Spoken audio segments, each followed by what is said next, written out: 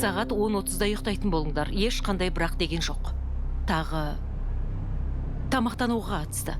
Құр пицца жеп жүрмеңдер, сосын ұмытушы болма. Оның теңіз өнімдеріне аллергиясы бар. Теңіз өнімдеріне, есімде. Ол Вермонт қой, ол жақта устрицалар жоқ. Сенің Вермонтқа барайын деп жатқаныңа сен алар емеспін. Сені сол жаққа баруға көндіре алмаған едім. Иә, тырысқансың. Сен үйді қайта сатпайсың ғой, е? Жоқ, әзірше тек жөндеймін. Ал Финге телефон беруге бола ма? Әзілдеп тұрмысың? Оның жасаған қылығынан кейін бе? Әрине оған телефон берілмейді. Ол оны үйде қалдырып кетеді. Сені жек көрем. Фин, анаңмен бұлай сөйлесуші болма. Тыныш, мен өзім сөйлесем онымен. Тыныш. Бұлай ашуланудың қажеті жоқ. Тыныш? Мазақ қылып жатсың ба? Сен бізбен бірге тұрмайсың. Және бізде не болып жатқанын білмейсің. Мен оны қорғауға тырысып жатырмын. Және бұл соғыста мен жалғызбын. Мен интернетке, кездейсоқ атыстарға, жаман орталарға қарсы күресіп жүрмін. Бәрі құрдымға кетіп барады. Сен президенттің не айтқанын естідің бе? Тағы не істеуім керек енді? Жарайды. Иә. Маған өз баламмен қалай сөйлесу керек екенін үйрет. Мен білмеймін. Сен дұрыс айтасың, мен өзім де білмеймін.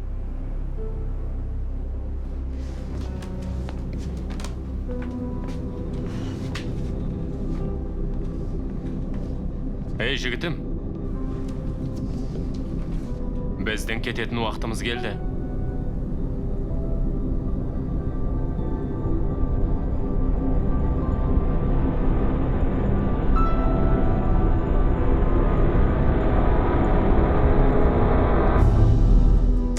One Bad House Films ұсынады.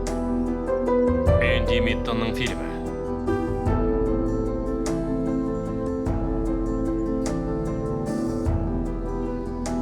Алекс Дрейпер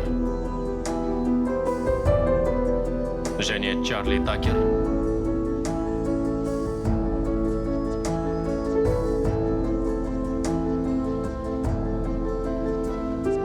Қарғыс атқан үй фильмінде. Рөлдерде Ария Брейкис, Грег Нотон және Кэрол Станционы.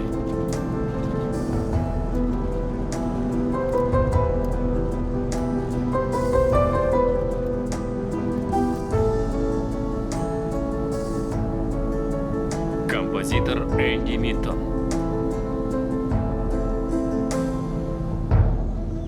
Оператор Джастин Кейн. Не болып қалды? Не деген сасық жер? Жай ғана таза ауа ғой. Мамырдағы Вермонт, бұдан балғынын таппайсың. Бұл көң. Иә, ең балғын көң. Әке, жетер. Иә, сенікі дұрыс, бұртыйған қызығырақ. Жердің бір түбі. Сен жер аударылдың ғой. Жер аударылған адамдар әрдайым бір жердің түбіне тап болады. Түсініп тұрым. Сен бұны қалаған жоқсың. Оның үстіне саяхатымыздың басы да керемет болмады. Бірақ білесің бе? Мен анаңнан сендердің араларыңда не болғанын сұрадым. Көп сөйлемейін.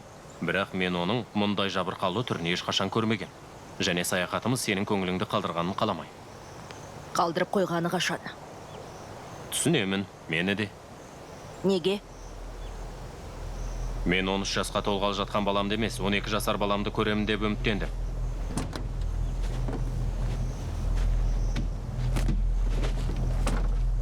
Менің есімдегі балаға бұл жер ұнаушы еді.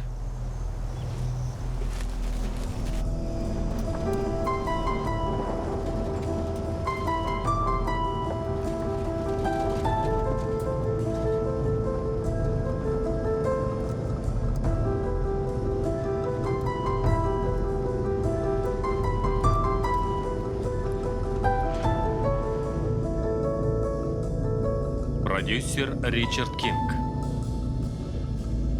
Сценарий авторы және режиссера Энди Миттон.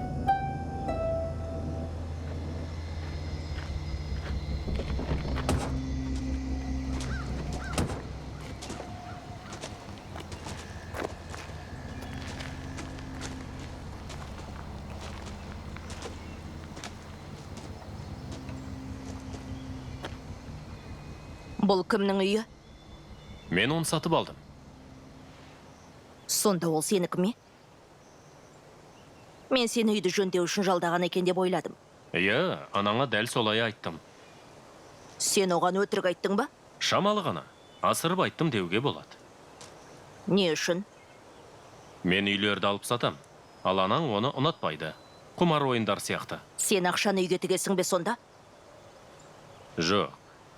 Мен жай ғана арзан бағаға сатып алам. Үй әдемі әрі қымбат болу үшін оған қаржы жұмсайм. Сосын өзіме тиімді бағада сатам. Ал егер әдем болмай сатылмай қалса ше? Сатылады.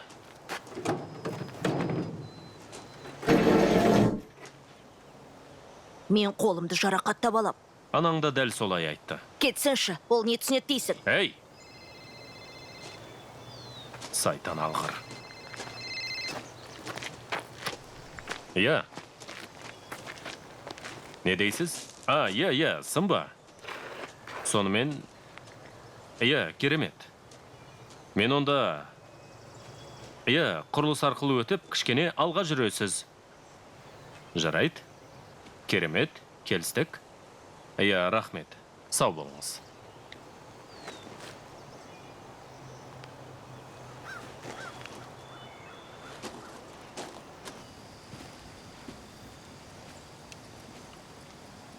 Сен де оны жақтап жатыр екенсің ғой. Мен ешкімді жақтап жатқан жоқпын.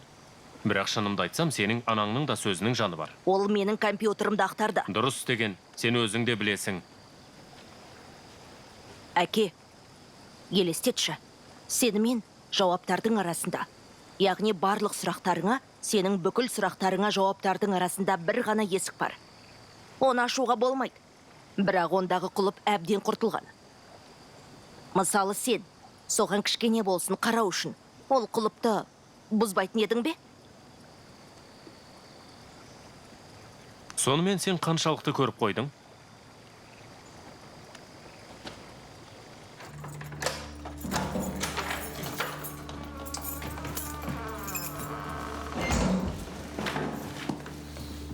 Мына жерде біреуді өлтірген деп айтшы. Олай болуы екі талай. Өкінішке қарай. Мұндай ақпаратты хабарлау қажет. Хабарлау қажет? Егер мұнда біреуді өлтірсе, оны айту керек. Ал маған ештеңе айтылған жоқ. Сайтан. Мәссаған.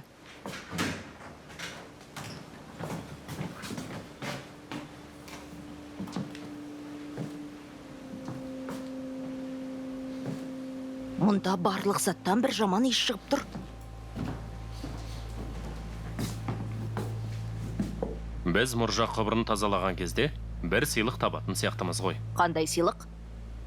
Өлген әрі үлпілдеген сыйлық. Су құбыры істемейді, әзірше. Оны жөндемей қояйықшы. Сен тамақ дайындамас үшін. Керемет әзіл.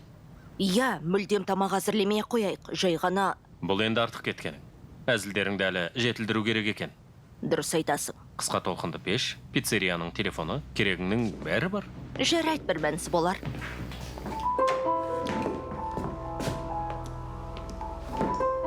Бұл жерде шатырнан су ағып, ағаш шіріп кетіпті.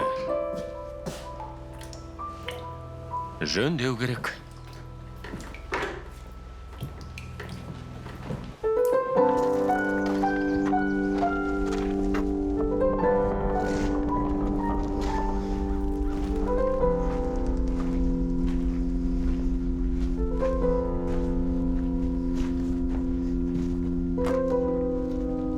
Мынау ат қорама?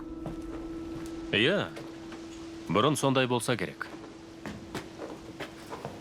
Оның орнына бір қызық нәрсе жасаған дұрыс қой. Мысалы, кинотеатр. Аттарды қайтесің? Анаңда кішкентай кезінде жылқылары болатын. Шынымен бе? Иә. Мен оларға қызықпайтынмын, ал анаң болса жақсы көретін.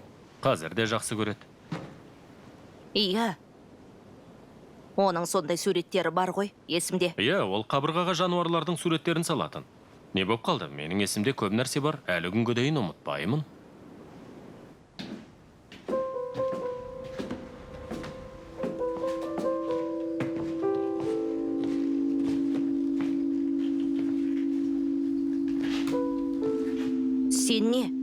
Мынау менің заттарым ба? Иә, кей заттарды салып жіберуді өтіндім. Сен өзіңді үйдегідей сезінсін дедім. Не болды? Ештеңе. Сен үйдегідей сезініп жатқан жоқсың. Бұл саған ұнаған жоқ. Байқауымша идеям сәтсіз болды ғой. Жоқ, жай бұл... Бұл кішкентайларға арналған. Мен анаңнан сұрадым. Біз саған ұнайды деп ойладық. Ол ештеңе де білмейді. Оны қуантып қою керек. Ал мұндайды ұнатасың ба? Әрине. Ал маған ұнамайды. Басым ауырып кетеді. Жай ғана алысқа қараған сияқты қарау керек. Суреттің өзі жақын тұрса да. Солай ғой. Фин, мен олай жасай алмайым. Не суреттелген ол жақта? Айтпайым. Мен саған үлкендерге арналған заттар алып берем. Мүмкін пистолет немесе бір постерлер. Абайла.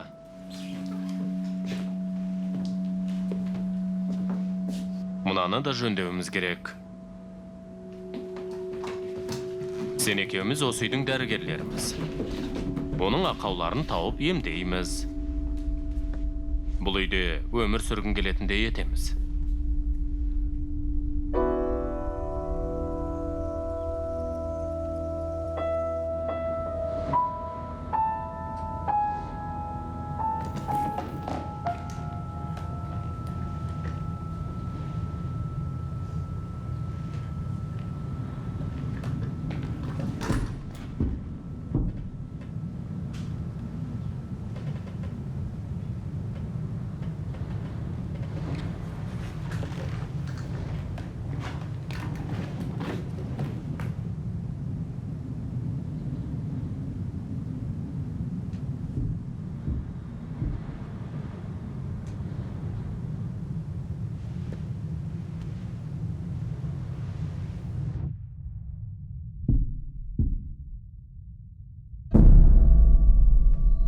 Мынау тамырлар.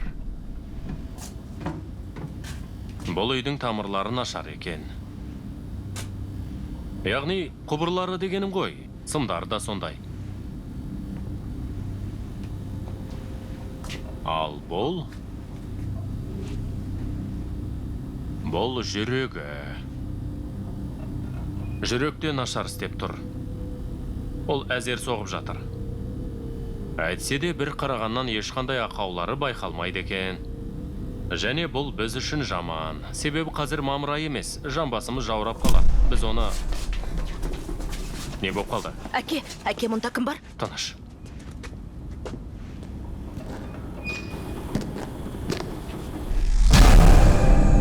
Тоқтаңыз. Құдай-ау, сен кімсің тағы?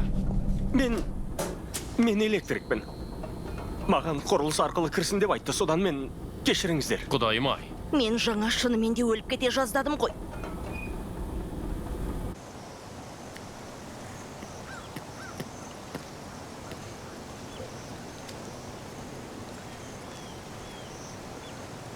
Армандаушы болма. Неге? Сен тіпті ішке тартпайсың да. Мен ең жақсы әке емеспін, бірақ ең жаман да болғым келмейді. Сен әлі үлгересің, жігіт. Сонымен? Бәрі де бұзылған. Сақтандырғыштар істен шыққан. Барлығы ескірген. Керемет. Оған қоса сіздерде басты кабель сырттан кесілген. Мен оны жөндеп қойдым. Тоқта, бұл қалай? Оны біреу әдейі кесті ме? Сондай сияқты. Мүмкін балалар болар немесе, білмеймін. Әйтеуір, оны іске қостым. Рахмет. Айтпақшы, бұл Фин.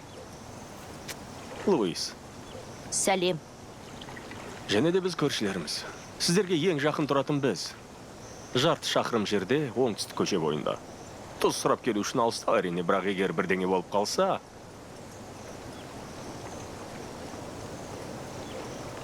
Бір нәрсе болып қалды ма? Жоқ. Мүмкін кіреберіске қарай барармыз, дала салқындап кетті. Жоқ, маған осында ыңғайлы, шынымды айтсам. Сен бұл жерді онша ұната бермейтін сияқтысың. Иә, сондай бар. Неге? Ойлап қалма. біз мұнда көшейін деп жатқан жоқпыз. Алып сатамыз.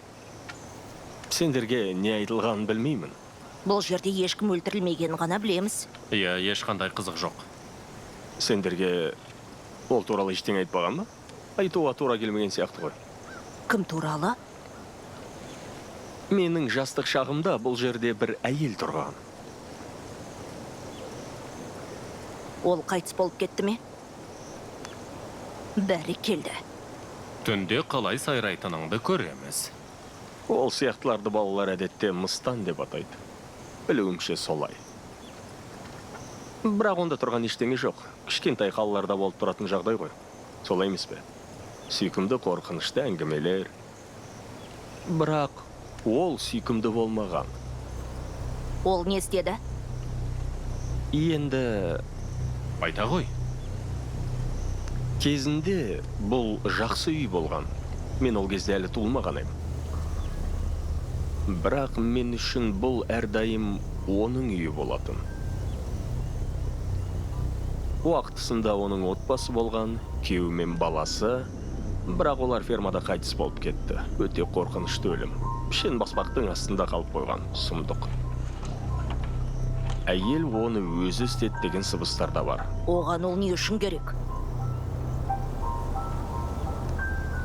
Негізінде адамдар әдетте жақсы нәрселер істеуге тырысады ғой, бірақ бұл әйел басқаша болатын. Оған басқа адамдардың одан қорыққаны ұнайды. Ол адамдардың миына кіріп кететін. Бірақ мен үшін ең қорқыныштысы анамның үрейленген түрін көру болды. Қазір мен өзім әке болғандықтан түсінем, анам біздің жанымызда бір жаман нәрсені жүрген білді, бірақ мені қорғауға қауқары болмады. Ол тура сол терезенің алдында көп отыратын, бақылайтын. Бір күні жазда біз оның сол орыннан мүлдем тұрмайтын байқадық. Күні түні терезенің алдында отырады. Содан ақыр біреуіміз дәрігер шақыру керектігін аңғардық. Сөйтсек әрине оның қайтыс болғанына 3 апта өтіп кетіпті. Білуімше инфаркттан қаза тапты деп айтты. Оның аты кім еді? Не дейсің? Оның есімі. Сіз айтпадыңыз ғой. Иә. Оны дауыстап айтқанды ұнатпаймын. Оның есімі Лидия.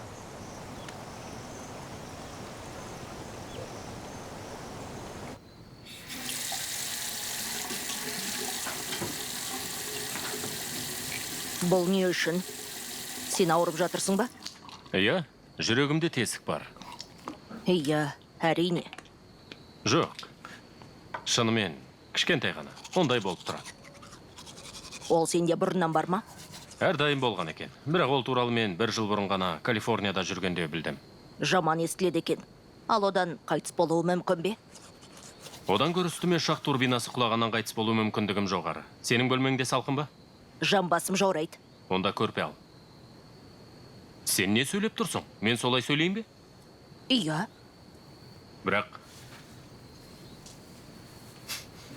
Жарайды, көрпе кереуеттің жанында тұр. Ертең жылуды жөндеуге кірісеміз. Бірдеңе болып қалса, мен қабырғаның артында болам. Жақсы. Есікті ашық қалдырам. Керек емес.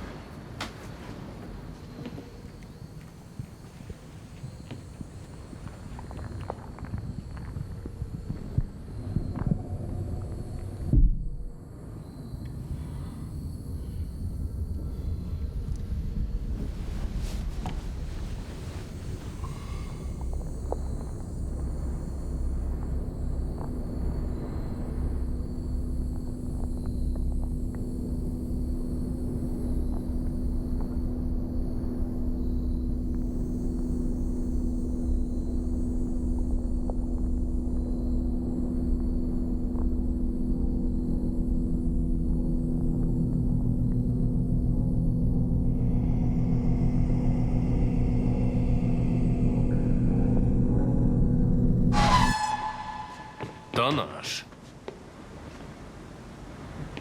Бұл не? Бұл не дейсің бе?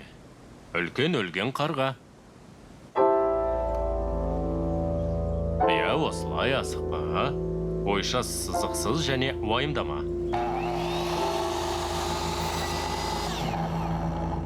Дәл осылай. Бәрекелді. Керемет.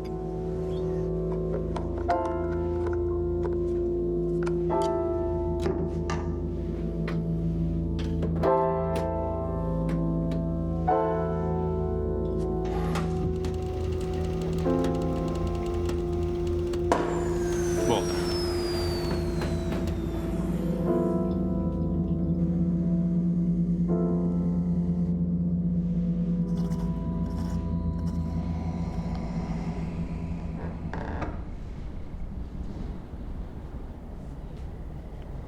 Кім бұл?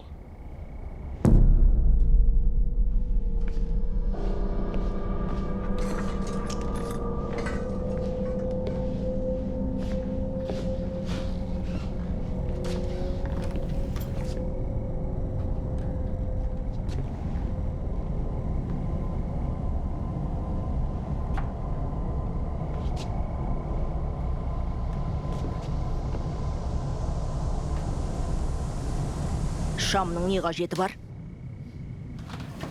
Қажеті жоқ. Сен біреумен сөйлесіп жаттың ғой. Өз-өзіммен. Білесің бе, мен шамалы... Әке, Ауфин. бұл жерде бір жаман нәрсе бар деп ойлайсың ба? Мүмкін. Ал сен ше? Мен айнадан біреуді көргендей болдым. Кімді көрдің? Әйелді ғой деймін. Қай айнадан? Мүмкін ол...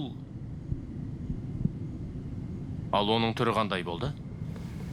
Білмейм, ол жай ғана жылт көрінді. Үшінші көз секілді. Қандай мағынада? Алдындағы бір түрлі өрнектері бар сурет сияқты. Бір нәрсе жылт ете қалды. Басында мен сенімді болдым. Ал қазір сенімді емессің. Сен мұны сол әйел деп ойлайсың ба? Қай әйел? Лидия.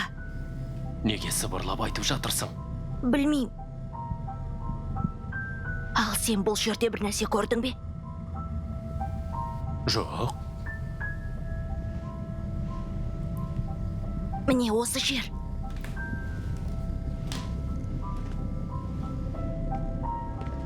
Сенің ойыңша ол осы орындықта қайтыс болды ма? Жоқ, әрине жоқ.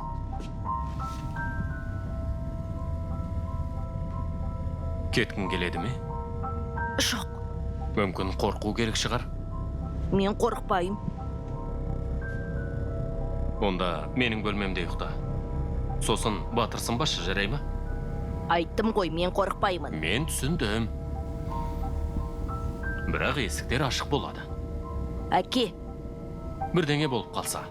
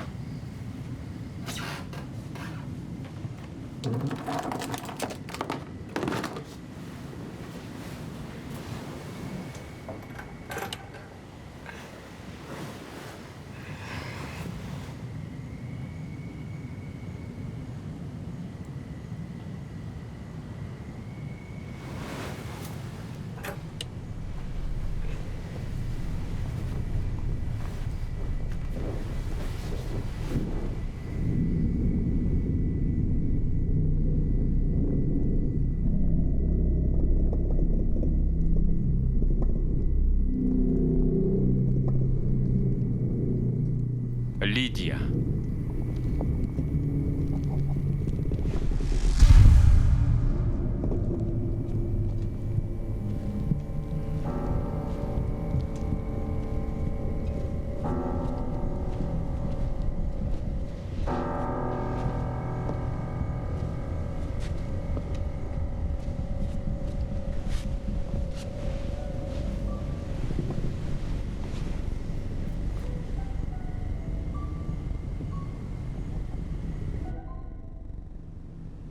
Оянатын уақыт болды, жігітім.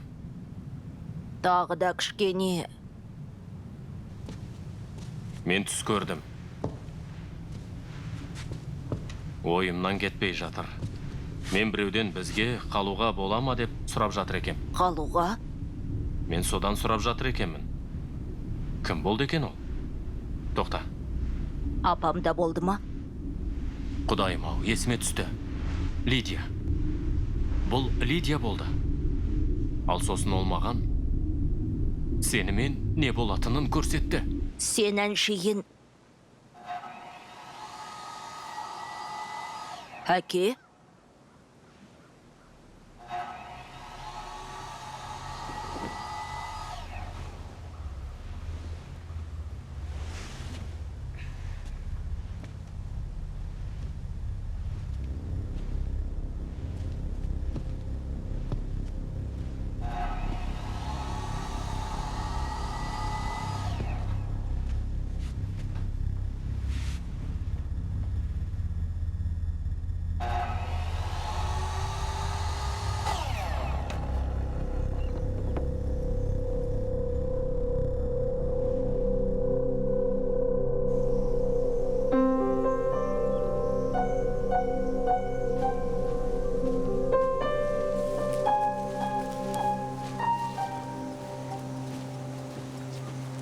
Фин, көмектесе аласың ба? Фин, Ау, мұнан көтеріп үйге апару керек. әкел. 1, 2, 3, алдық.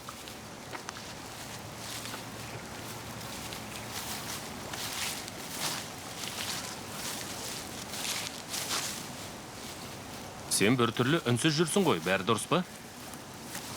Иә. Анда алдымызда балшық бар. Айналып өтейік оны. Мен сөйлескім келген. Қаласаң, алдында сен интернеттен көрген нәрсе туралы айтсақ болады. Әке, жоқ, керек емес. Айтатын ештеңесі жоқ. Менің айтайын дегенім, сен мүмкін дұрыс түсінбеген нәрсені мен түсіндіре алармын.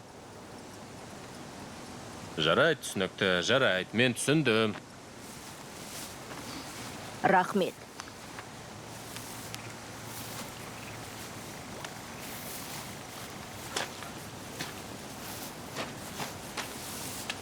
Жоқ. Сен айналып өтемін демедің бе? Иә, мен тырыстым, бірақ мына жерде балшық көп. Жарайды, сол жерде тұр. Бұлай болмайды, артқа жүр. Фин, не? Ой, бұ. Аяғым тұрып қалды. Қазір тоқтай тұр. Сенің етігің қайда? Қолғабым түсіп кетті.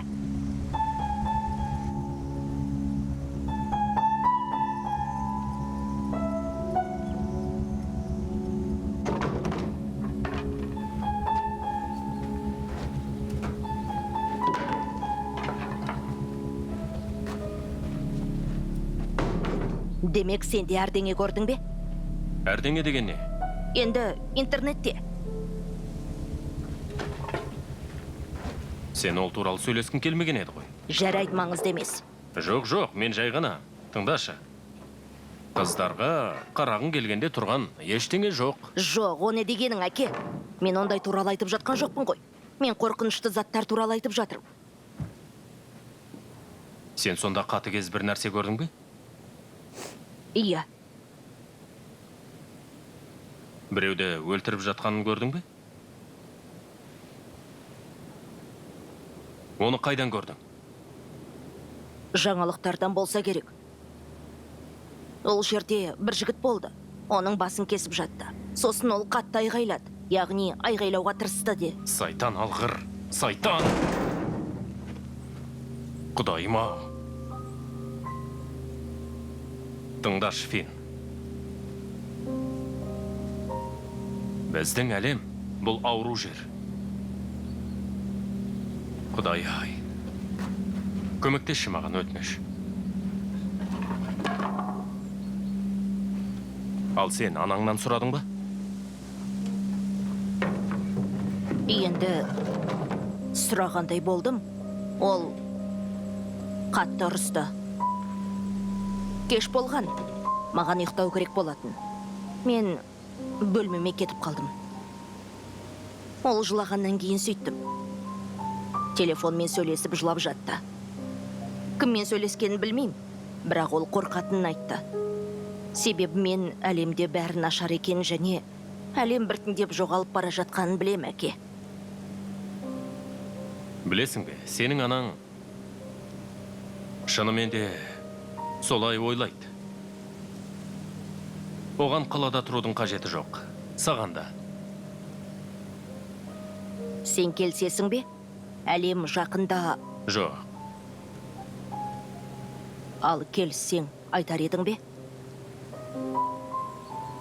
Жоқ, екі талай. Өтірік айтар ма едің? Иә. Сонда маған өтірік айтуға болмайды, ал саған бола ма? Иә. Ал апама ше? Әр дайым өтірік айтады.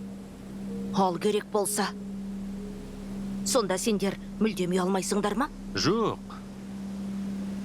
Ата-аналардың бәрі өтірік айтады. Жақсы да, жаманы да. Бәрі жаман болып тұрған кезде бәрі жақсы дейміз. Біз күштіміз дейміз, ал негізі әлсіз біз. Дәріні тәтті дейміз, ал ол ащы. Өзім де солай ойлап едім. Не болса да, сен білмесең болды. Нені білмесем?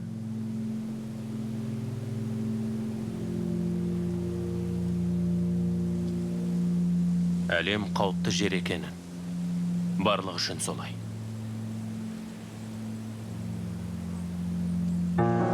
Тағы. Қашан тағы? Тағы қашан алдадың? Жалған өтірікші. Жарайды. Есіңде ме, сен осыдан қанша жыл бұрын жәрмеңкеге арнап ит тамақтандырғыш жасаған едің ғой? Мен саған сол кезде оны күшті деп, ал сені данышпансың деп едім ғой? Иә. Сол өте нашар зат еді. Жұмыс істеген де жоқ, ит те одан қорықты. Сен әрине ақылды баласың ғой.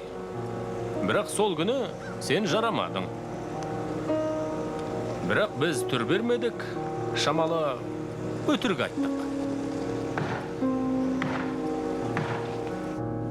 Иә, бас. Төмен түсеміз. Баяу. Енді керемет. Ашуланып тұрсың ба? Енді арамызда ешқандай өтірік болмасын, жарай ма? Ешқандай өтірік жоқ.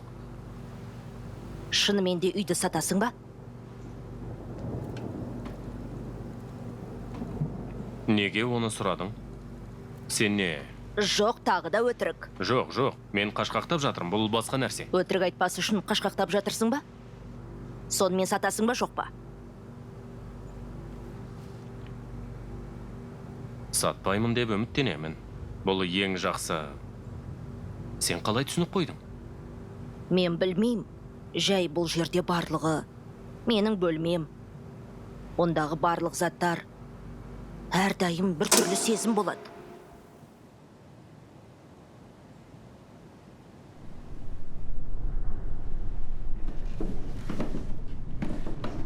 Біреу келді ме?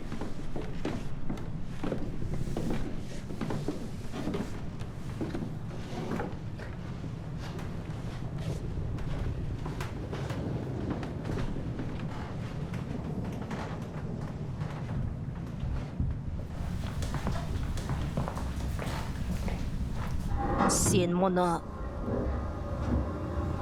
Дауыстар жертөледен шыққан сияқты болды. Қорқынышты ма? Жүр барып көрейік.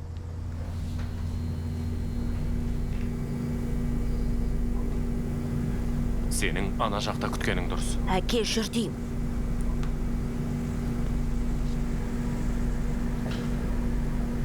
Не болды? Сезіп тұрсың ба?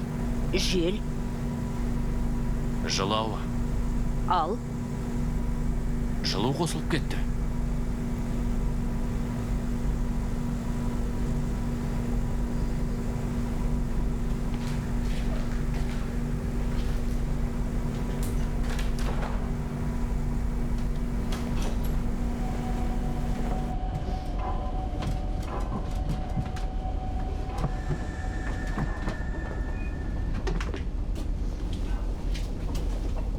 Бұлай бола алмайды.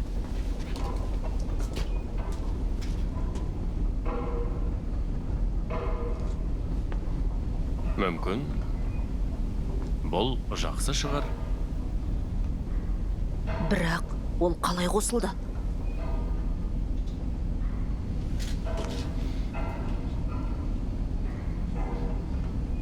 Білесің бе? Біз түскі асты өткізіп алдық. Бір жерге барып келеміз бе? Кішкене таза ауада жүріп қайтамыз. Өзгешелік болсын деп, пиццаны пиццерияның өзінде жейік, үйде емес. Бар қолыңды жу. Сосын күртешеңді ұмытпа.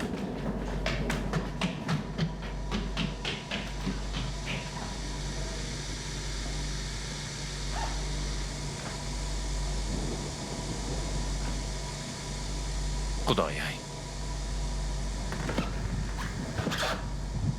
Әке, Бір секунд.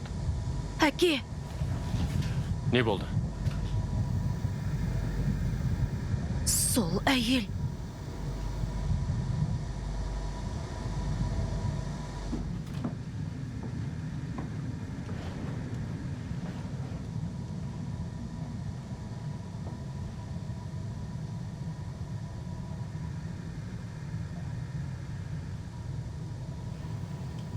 Енді не істейміз?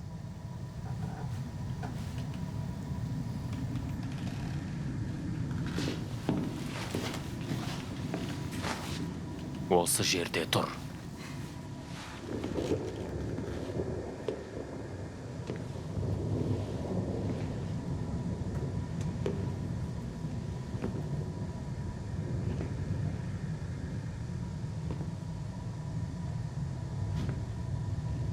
Кешіріңіз.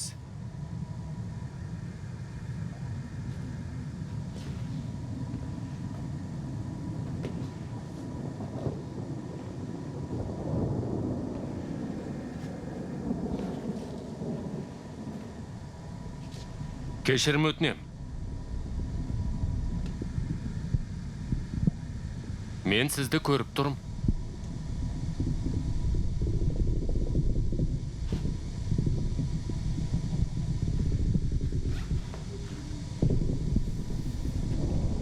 Сыртқа бар. Фин төмен түс. Дереу.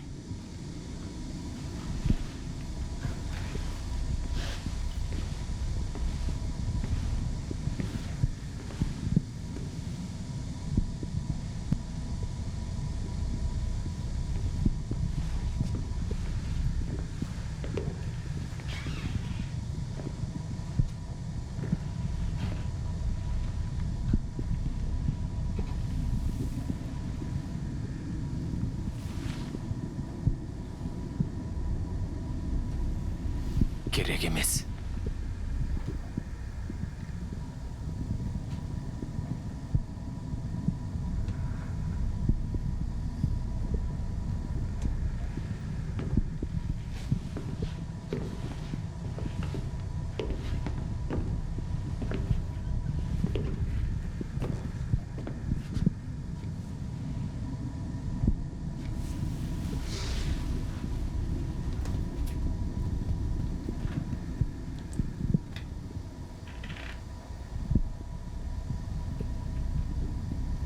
Ей,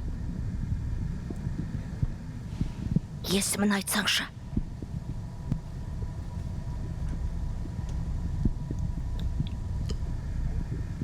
Лидия.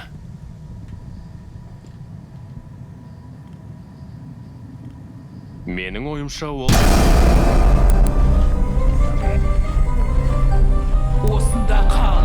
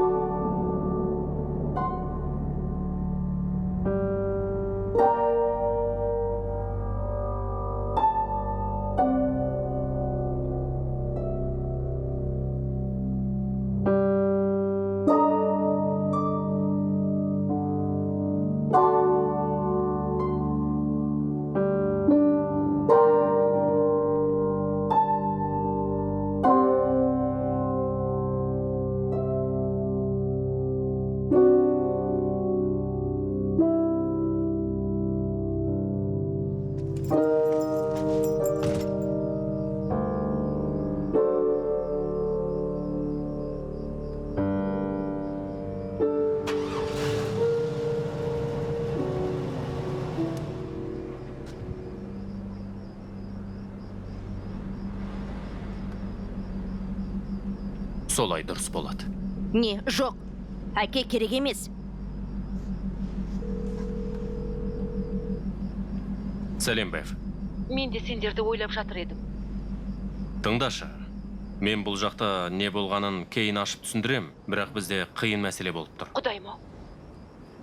Финге бір нәрсе болып қалды ма? Тыңдашы. Мен таңертең Финді үйге жіберем. Сенің жаныңа. Нью-Йоркқа. Әке керек жоқ, өтінем. 3:30-да ол автовокзалда болады. Кешір, бәрі мен қалағандай болған жоқ. Бірақ жағдай бұлай болып тұр. Бұл үйде өте қауіпті. Содан мен не істерімді білмей тұр. Мен шынымен білмеймін. Кешір. Жарайды. Жарайды. Мен басқа не дей алам? Рахмет. Мен оның автобусы жүргенде жазып жіберем. Жақсы, сау бол. Иә, сау бол.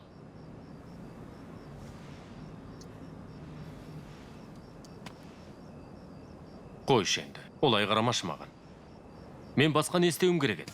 Ал бір нәрсе болып қалса ше, мен қалай... Сен сол жаққа қайтқың келіп тұр ма? Жоқ. Мен білмеймін, әке. Олай болса не? Не? Мен қатты қаласам да екеумізге бірге кетуге болмай. Менің ол жақта қанша шаруам бар. Мен ол үйге барымды салдым. Жарайды, сен түсінбейсің. Екеуміз бірге қалайық. Бұлай болмайды. Керемет үй шығар еді. Анама да ұнар еді. Мен оны тапқан кезде тура солай ойладым. Фин, болмайды. Сосын, біреуді алдап арзан бағада сатасың ба? Мысалы, кедей отбасыға. Мен әзірше білмеймін. Ол жаққа бір өзің барма. Жалғыз барсаң одан да жаман ғой. Өтінем, әке. Мен ол жақта қонбайым. Жұмысты күндіз істейм, ал қонуға мотельге барам. Бәрі жақсы болады. Мен қалай аман қалу керек екен білем. Маған риза еместермен бірге 1-2 апта тұра алам, шыдайм. Сен оның не дегенін естімедің бе? Кімнің? Лидияның. Ол жібергісі келмейді. Ол қал деп айтты ғой. Онда біз онымен достасып кетеміз. Себебі мен қалғалы жатырмын.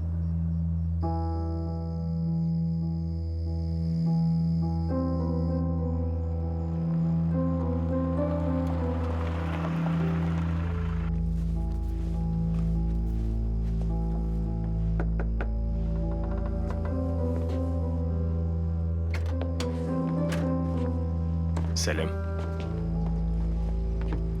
Жүр, бөлмені көрсетейін.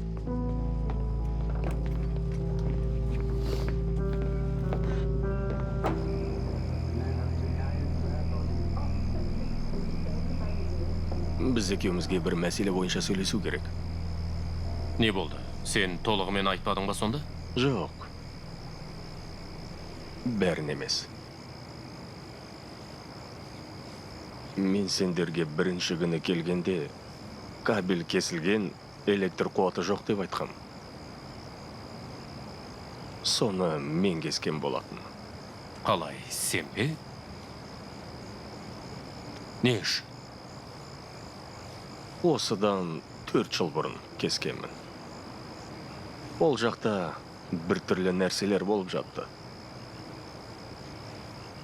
Мен соны сол жерде көрдім. Сен деме? Иә, болып тұрады. Көп жылдары бұрын. Ол басында қорқынышты болмаған. Содан мен оны, немесе ол мені көргеннен кейін 1-2 күн өткен соң, басым ауыра бастаған байқадым. Ұйықтап жатқан күйімде жүре бастадым. Сондай секілді бір түрлі нәрселер. Ұйқы кезінде жүрдім дейсің бе? Мен екеуміздің үйлеріміздің арасындағы жолда тұрып оянатынмын. Жай ғана сол жерде тұратынмын. Сосын әр сондай жайт болған сайын мен оған жақындай түскен сияқты сезіндім. Ол мені жіппен тартып отырғандай болатын. Одан соң бізде мұзды жаңбыр болды. Жарық 1 апта бой болмады. Ол ешқайда кеткен жоқ, бірақ мен оны көрмедім. ұйықтадым, бірақ түсімде жүрмедім одан кейін. Сосын мен ойладым, мүмкін оған электр қуаты керек шығар деп. Сол үшін мен кесіп тастадым. Ал мен оны қайта жөндеуге мәжбүрледім. Иә, мен өзімді қарғадым. Бірақ мен оның бір күн әйтеуір бәрібір жөнделетінін білдім. Мен жасайын ба оны басқалар ма? Сол үшін мен өзім жөндегенім дұрыс болар дедім. Саған ескертем деп ойладым, бірақ қолымнан келмеді. Себебі мен қорқақпын. Сірә мен оның барлығын жай ғана мастық сандырақ болғанын қалаған сияқтымын. Әлі де солай ойлаймысың? Білесің бе, бүгін мен түнгі сағат 3-те оянған кезімде сендердің үйлеріңнің алдында тұрғанымды аңғардым. Саған ол жақтағы жөндеу жұмыстарын тоқтату керек. Мен оны аяқтауым керек. Ақша үшін бе? Бұл жерде барлығы ол армандағандай. Мінсіз ауылдық үй. Ескі, өзгеше. Оның өз тарихы бар. Бір түрлі дауыстар, атқора да бар. Сен оны сатайын деп жатқан жоқсың. Ондай ой жоспарымда болмады да. Қалдырғым келді, сайтан атқыр. Оны таң қалдырғым келді. Көндіріп, білмеймін. Әйтеуір қайтарғым келді оны. Ол сен жақсы көре ме?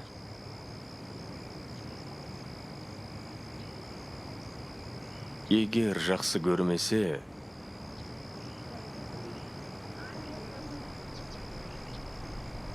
онда мұны үймен шеше алмайсың сөзіме сен. Мен ол үшін тым құрғанда бір нәрсе істеген болар едім. Сен үйді көрдің, және ол сенің емес, Лидияның үйі.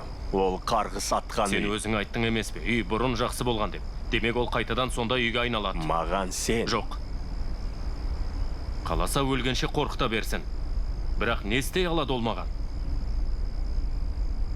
Біз ересек адамдармыз, яғни рационалдымыз. Қайтыс болған туралы куәлікте өлімнің себебі қарғыс атқан үй деп жазбайды ғой. Білетінім тек, бұл қарғыс атқыр үйді жөндеген сайын сен бұл әрекетіңмен оны күштірек етесің. Түсінесің бе?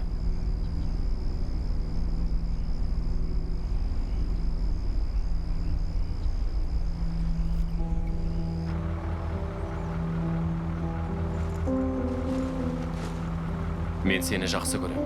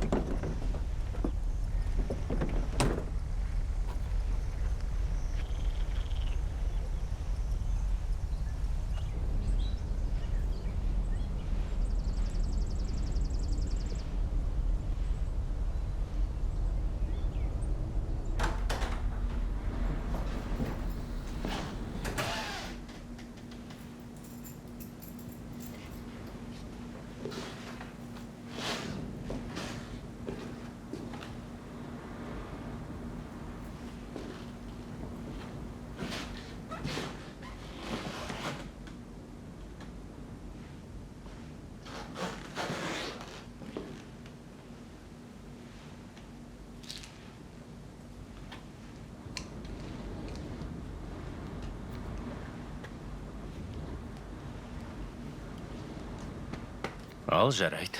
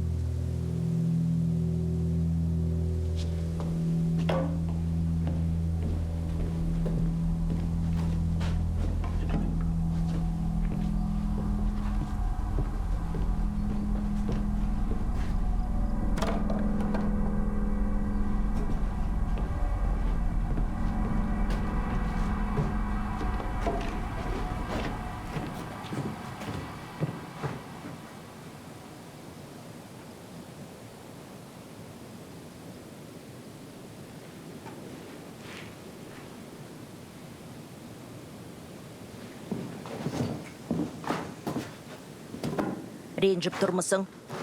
Иә, болмайды бұлай. Автобустан қашан түсіп кеттің? Тура сол жерде, бірден. Сен кете салысымен түстім. Сосын қалай сен? Жаяу. Құдайыма, Фин.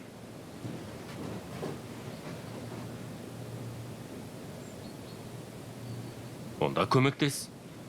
Мен көмектесіп отырым. Шынымен бе? Мен қарайлап отырым.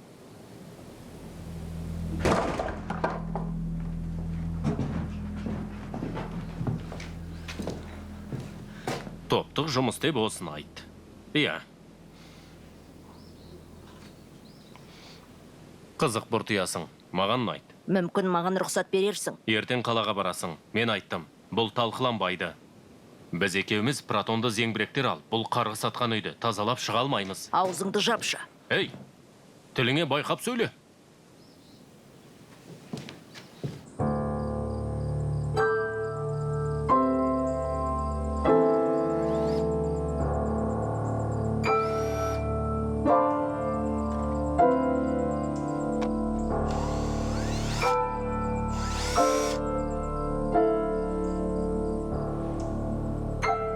Мен сенің не туралы ойлап жатқаныңды білем.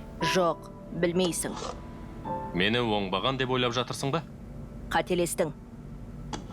Солай ма? Иә. Мен үшін сен ең жақсысың. Тіпті кейде оны мойындамасам да, жай ғана білесің бе? Мен әрдайым саған ашуланғым келеді. Себебі анам әрдайым ашуланады. Бірақ шынымен де сен мен үшін ең жақсысың. Бірақ сен мені елемейсің де ғой. Және жай ғана сенің жаныңда болуға да мұрша бермейсің, әке.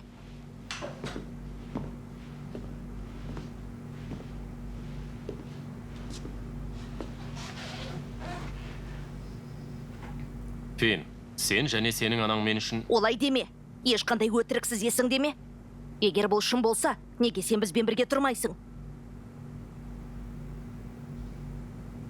Себебі мен қорқақпын. Жай... Құдай-ау. Фин, сен маған қаншалықты қорқынышты екенін білмейсің. Құдды бір... Менің өмірде жолым болды. Себебі мен сендерді бақыт деп санаймын. Неліктен менің өмірде соншалықты жолым болды? Мен бұған лайықты емеспін ғой. Себебі менің қолымнан келетіні бәрін бұзу ғана. Сол үшін мен қобалжимын. Сендерден қашам. Сендерді өте қатты сағынам. Бірақ солай бола тұра. Мені жек көргендеріңнен сағынғандарың дұрыс деймін. Мен сені жек көрмеймін, әке. Мен сені жақсы көрем.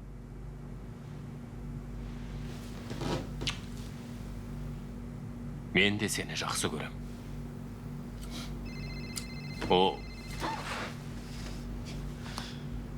О, құдайым. Бұл анам. Жоқ. Онымен сөйлеспе. Беф? Сәлем. Жағдайыңды білейін дедім. Саған Фин не айтқанын білмеймін. Ештеңе демеді. Ол келгелі бері үндемейді. Келгелі бері деймісің? Финді айтам. Ол қайтқалы бері мүлдем сөйлемейді. Қайтқалы бері? Иә, үйге. Сен оны автобусқа отырғызып жібердің емес пе? Мен бір нәрсені білмей тұрмын ба? Сонда... Саған не болды? Мен оны сен сұрағандай автовокзалдан күтіп алдым. Қазір 3 метр жерде чизбургер жеп отыр. Берші оны мен сөйлесейін. Жарайды, қазір. Әке, Сәлем, балам. қалайсың? Жақсы. Тыныш, қолымнан бәрі келіп жатыр. Сенің жеткенің жақсы болды. Маған сенің даусың ұнамай тұр. Уайымдама. Мен ертең таңертең хабарласам. Жарайды. Жақсы көрем сені. Кездескенше.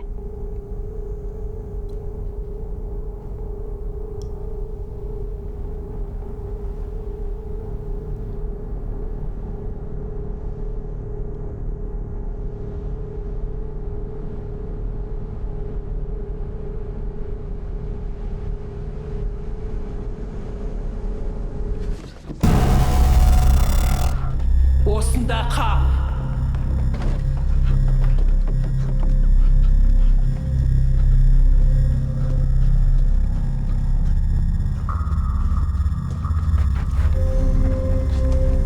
Сайтан.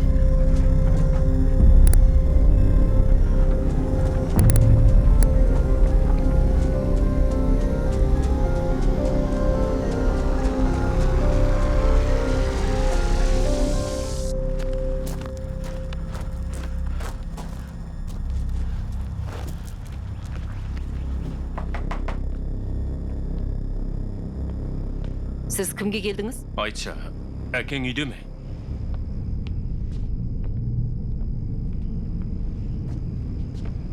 Құдай ау, Луис.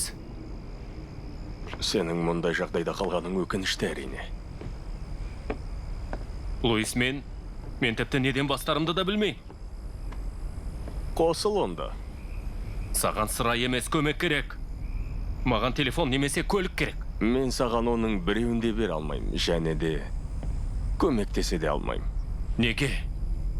Мен саған көмектесе алу үшін сен ол жақтан шығуың керек еді. Қайдан шығу керек? Үйден. Ал сен әлі сондасың. Мен сондамын ба? Сен сол үйде қалдың. Сол үйде!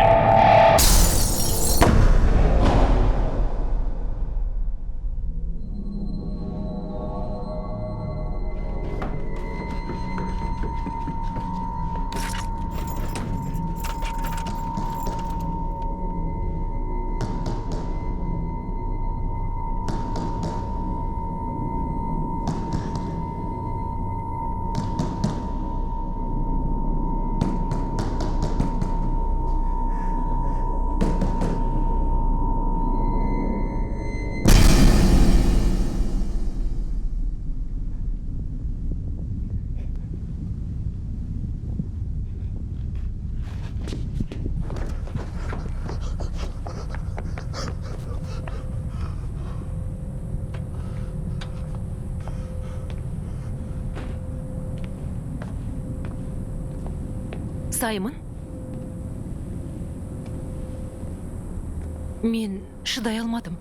Сенің даусың біртүрлі болды. Беверли, өтінем. Не? Өтінем, қойшы. Оған қарауға мәжбүрлемеш. Не боп жатыр өзі? Маған қарашы.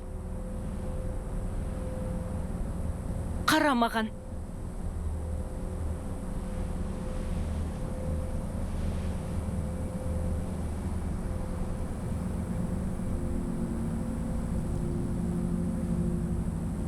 Кетші әрі. Сенің кеткің келіп жатыр ғой. Бұл мүмкін емес. Мен түсіндім. Иә. Мүмкін. Кедергі жоқ, шынымен. Еш жаман ойсыз. Мен саған сенбей. Бұл шындық. Сен мына өміріңе қайта орала аласың. Жұмысыңды тастайсың. Қайтадан несие аласың. Отбасың да сол үйшігінде қалады. Қашып кетсең де болады. Қайтадан қашсаң болады.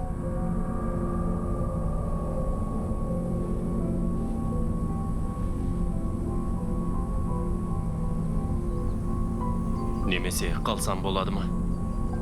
Иә. Тура сен сияқты ма? Иә. Сені мен боламын ба сонда? Жоқ. Сен жалғыз болуың керек. Дәл мен сияқты. Ал сен не істейсің? Өмір сүрем.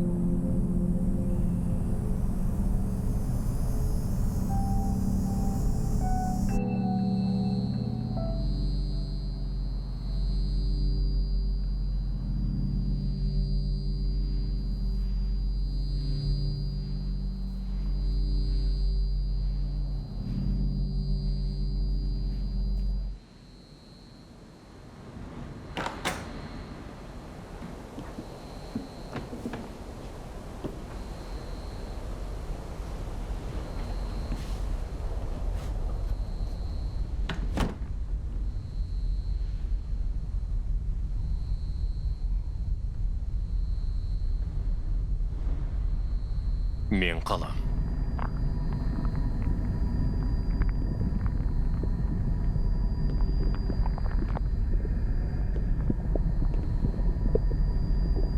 Бірақ бірінші мен жұмысымды аяқтауым керек.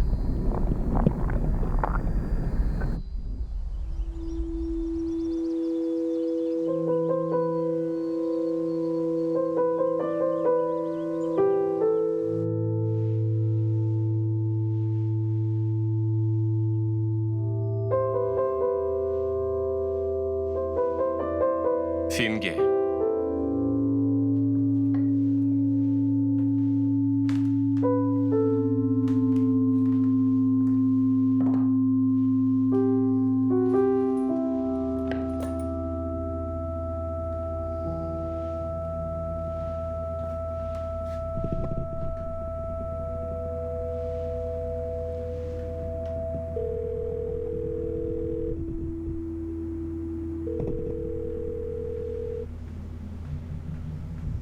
Хабарластың-ау ақыры.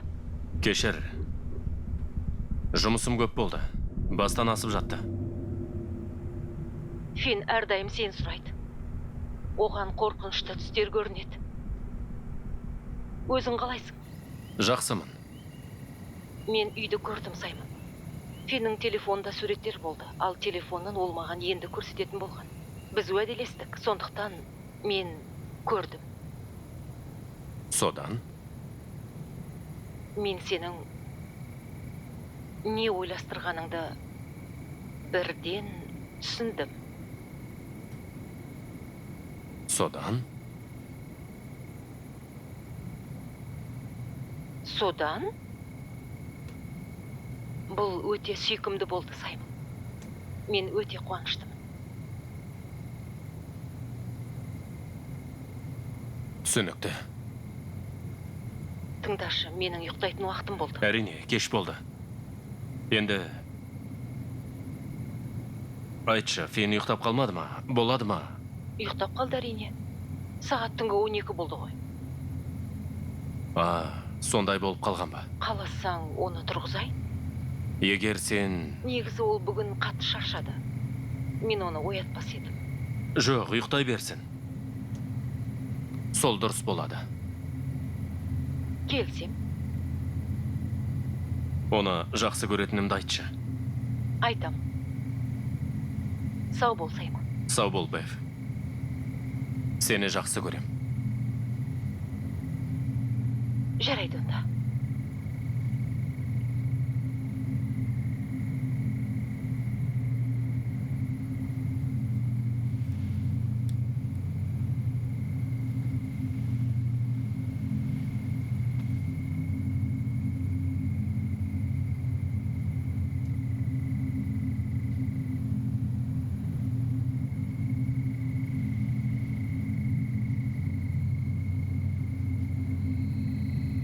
Міне осылай.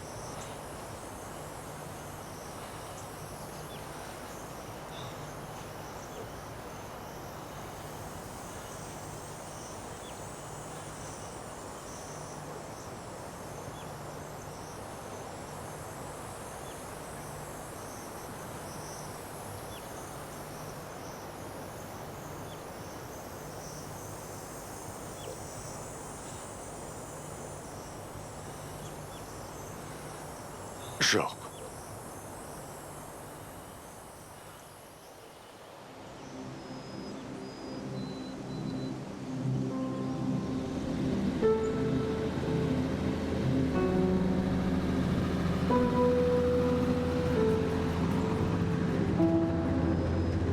Мұнда барлығы мен оған көрсеткен суреттегідей екен.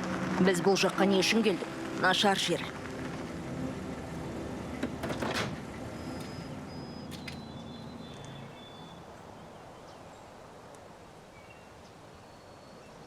Біртүрлі.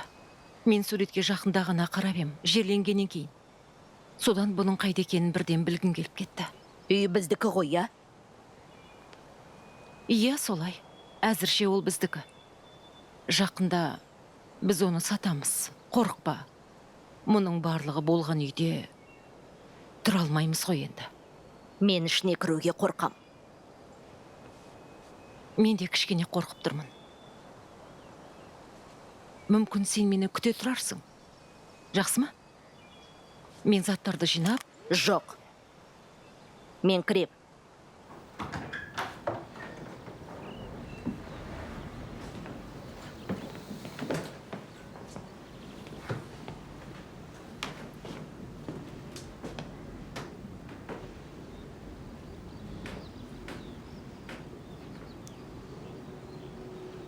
О, Саймон.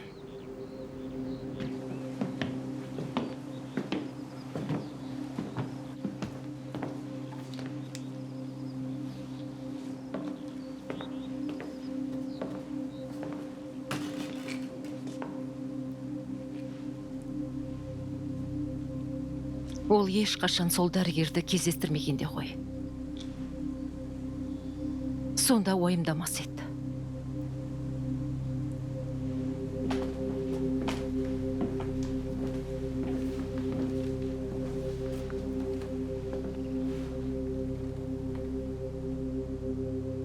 Ол үстіне ұшақ турбинасы түсіп кетуі мүмкіндігі көбірек деп айтып еді. Иә. Бірақ кейде олар шынымен де құлайды. Мүмкін.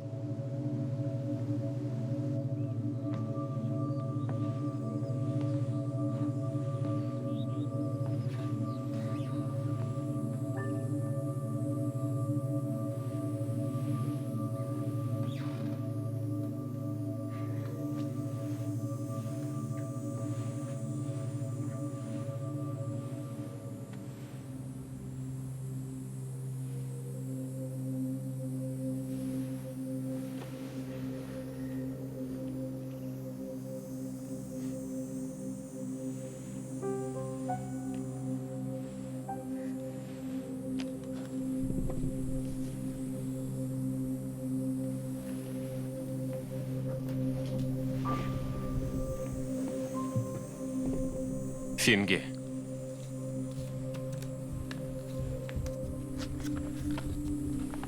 Сәлем, балам. Бұл енді қайтадан жақсы үй болды. Мұнда өмір сүрсе болады. Мен ешқайда кетпедім және кетпеймін де. Жақсы көремін сені. Сонымен.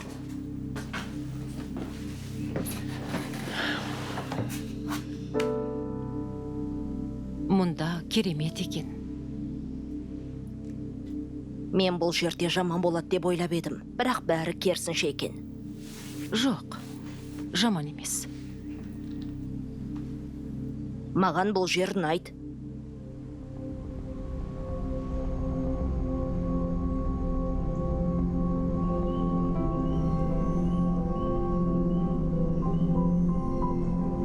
Сен қаланы сағынатын боласың ба? Мүлдем сағынбаймын.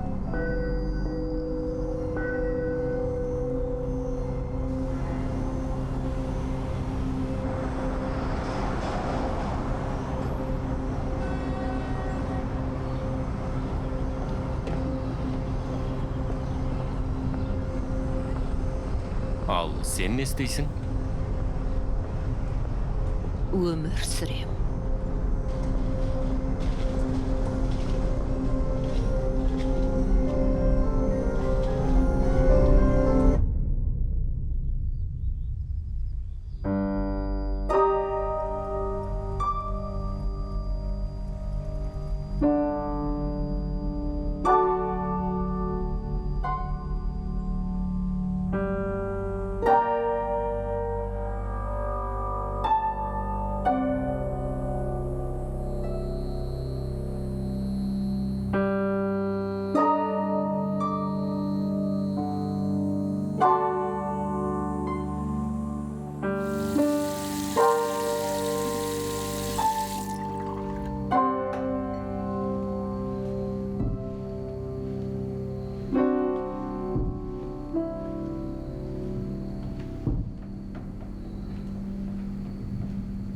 Сондай қызық. Мен мұнда үйреніп келем.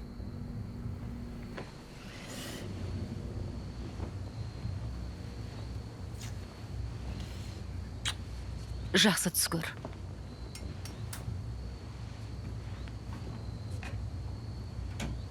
Менің есігім ашық болады. Қайырлы түн, апа.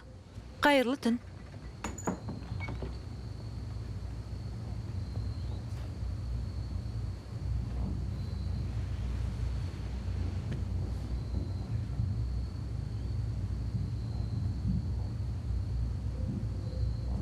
Қайырлы түн, әке.